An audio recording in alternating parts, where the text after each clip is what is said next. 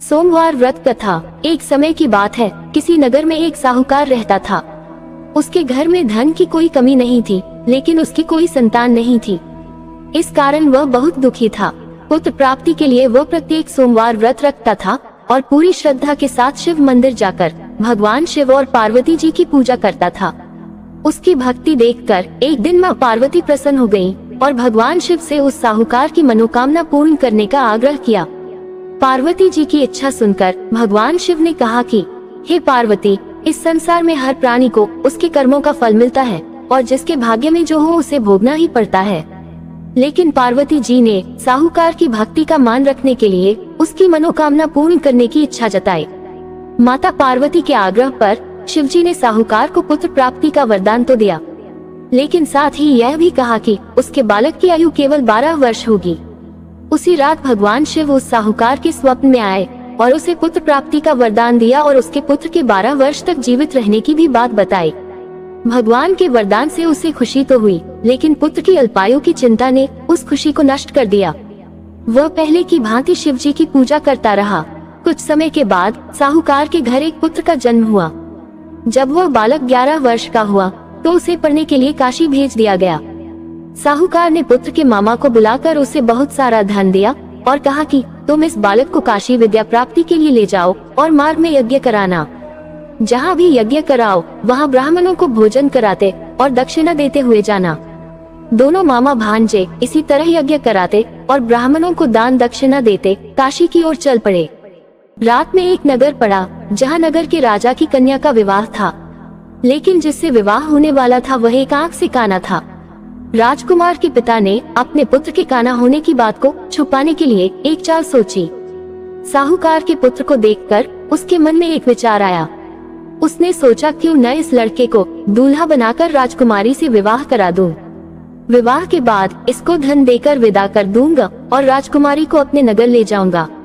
लड़के को दूल्हे के वस्त्र पहनाकर राजकुमारी से विवाह कर दिया गया, लेकिन साहूकार का पुत्र ईमानदार था। उसे यह बात न्यायसंगत नहीं लगी। उसने अवसर पाकर राजकुमारी की चुन्नी के पल्ले पर लिखा कि तुम्हारा विवाह तो मेरे साथ हुआ है, लेकिन जिस राजकुमार के संग तुम्हें भेजा जाएगा वह एक आंख से काना है। मैं तो काशी पढ़ने जा रहा हूँ। जब राजकुमारी ने चुन्नी पर लिखी बातें पढ़ी तो उसने अपने माता पिता को ये बात बताई। राजा ने अपनी पुत्री को विदा नहीं किया, जिससे बारात वापस चली गई। दूसरी ओर साहूकार का लड़का और उसका मामा काशी पहुँचे और वहां जाकर उन्होंने यज्ञ किया। जिस दिन लड़के की आयु 12 साल की हुई उसी दिन यज्ञ रखा गया। लड़के ने अपने मामा से कहा कि मेरी तबीयत कुछ ठीक नहीं है। मामा ने कहा कि तुम अंदर जाकर सो जाओ। शिव जी के वरदान के अनुसार कुछ ही देर में उस बालक के प्राण निकल गए। मृत भांजे को देख उसके मामा ने विलाप शुरू किया। संयोगवश उसी समय शिव जी और माता पार्वती उधर से जा रहे थे।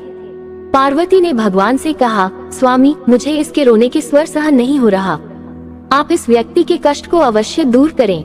जब शिव जी मृत बालक के समीप गए तो वह बोले कि यह उसी साहूकार का पुत्र है जिसे मैंने 12 वर्ष की आयु का वरदान दिया। अब इसकी आयु पूरी हो चुकी है। लेकिन मातृ भाव से विभोर माता पार्वती ने कहा कि हे महादेव, आप इस बालक को और आयु देने की कृपा करें।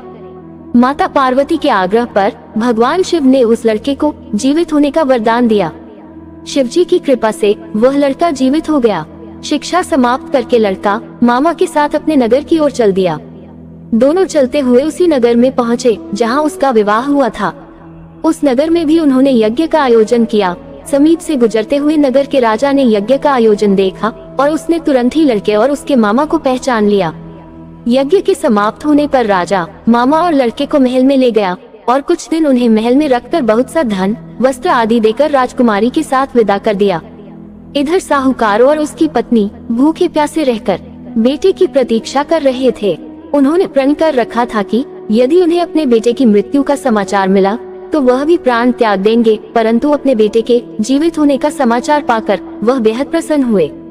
वह अपने पत्नी और मित्रों के साथ नगर के द्वार पर पहुंचा। अपने बेटे के विवाह का समाचार सुनकर पुत्र वधू राजकुमारी को देखकर उसकी खुशी का ठिकाना न रहा। उसी रात भगवान शिव ने साहूकार के स्वप्न में आकर कहा, हे श्रेष्ठी, मैंने तेरे सोमवार के व्रत करने और व्रत कथा सुनने से प्रसन्न होकर तेरे पुत्र को लंबी आयु प्रदान की है। सोमवार का व्रत करने से साहूकार के घर में खुशियां लौट आईं। इसी प्रकार जो कोई सोमवार व्रत करता है, यह कथा सुनता और पढ़ता है, उसके सभी दुख दूर होते हैं और समस्त मनोकामनाएं पूर्ण होती हैं। व्रत कथा के उपरांत शिव जी महाराज की आरती अवश्य गाएं। धन्यवाद।